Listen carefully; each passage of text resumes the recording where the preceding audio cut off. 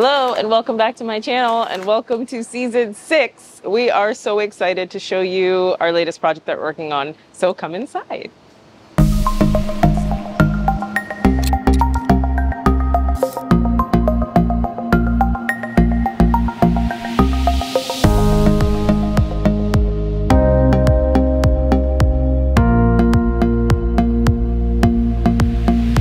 We are standing in the great room and we literally just had this stone put in, I believe, day before yesterday. Probably shouldn't even touch it. And we're really excited because this expansive space has a new focal point for its fancy new television and its very traditional fireplace that was already in the location. Where we just came from outside has 2 points of entry. There's that door and then there's the door in the kitchen, which I'm going to show you as we walk over this way. So here we are in the newly relocated kitchen. And they're redoing some tile work here to make sure that it's lined up nice and beautiful. This kitchen was a labor of love and it was moved from the other portion of the house to this portion of the house, which is, if you ever heard me talk about good, better, best scenarios, it is always a best case scenario, and that means the more costly scenario for you to relocate appliances. If you're relocating your range or your dishwasher or your stove, range and stove is the same thing. Range, dishwasher, or your refrigerator, the least expensive thing to move is the refrigerator because it only requires a plug. Your range usually requires some sort of gas hookup unless it's an electrical one. This one from Wolf is gas. And then your dishwasher requires a dedicated line for the water to run through, and it should be as close to your sink as possible. So when you're relocating things in a kitchen, just be mindful if you're relocating an entire kitchen or individual appliances, that is going to be costly. Other good, better, best. So 2 points of egress out of the house. So this one that goes outside and the other one that I just walked into in the beginning of this video is how you can get out to their outdoor space. This is also a best case scenario. Most people only have one access point, but it's nice to have both of these within the space. It also brings a whole lot more light into the kitchen and opens it up quite a bit. One of the things that we do is obviously put up paint swatches. We'll put them in multiple locations in the space. I usually put some that's by a doorway where you can get some natural light or a window, and then I'll put another swatch up in the location. I'll always mark which one is my pick with a little GS check mark so that the client knows. This was the client's original pick. This is what I think we should go with. And needless to say, the client was like, yes, absolutely.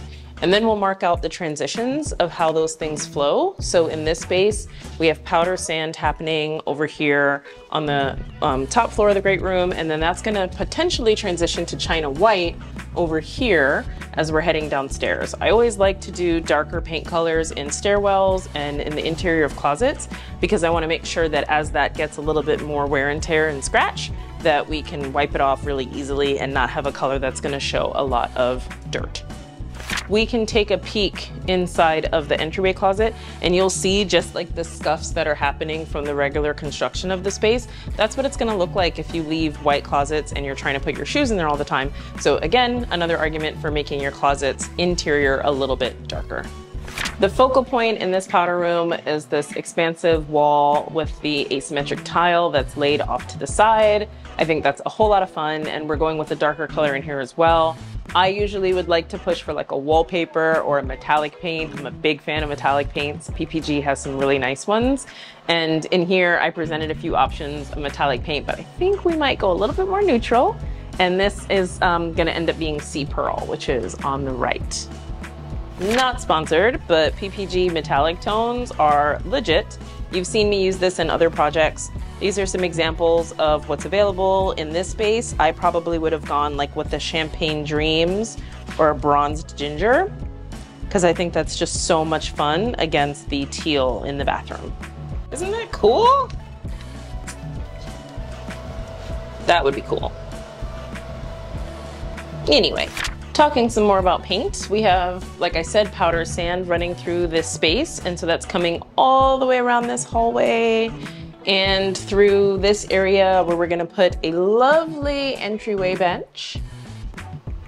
And that bench will have some cubbies on the bottom for storage, and it's also going to be the same color as the wall, so blend in and look like it belongs, because it does. It's going to be a lot of fun.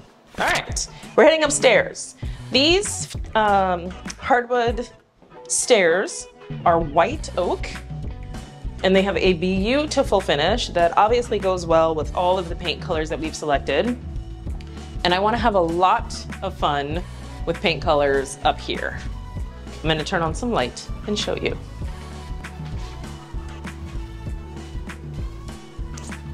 Okay, so my thoughts are powder sand would live up here, which you can see what that color looks like here on this wall compared to what the wall looks like at the moment.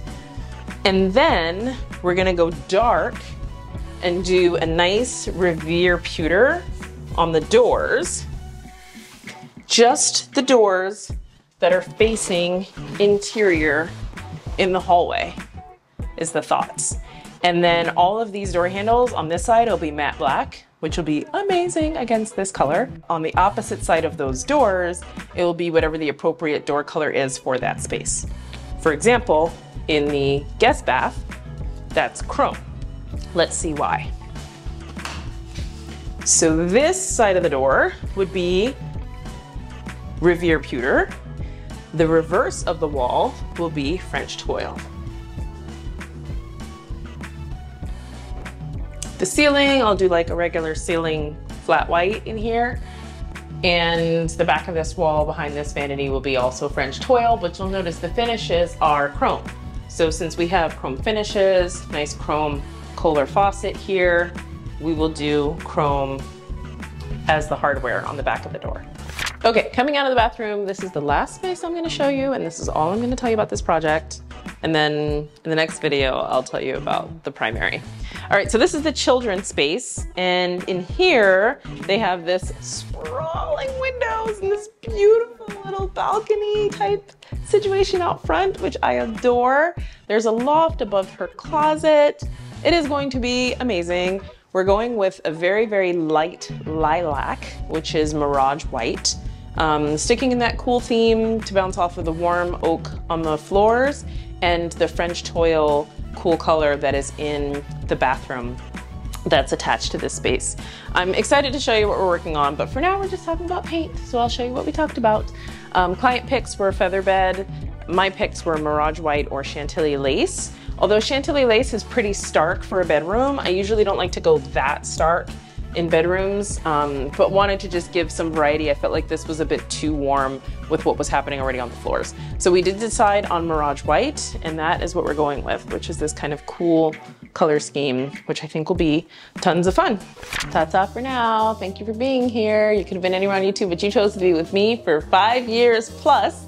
I appreciate you, and I will see you next time, Thursday after next. Ciao.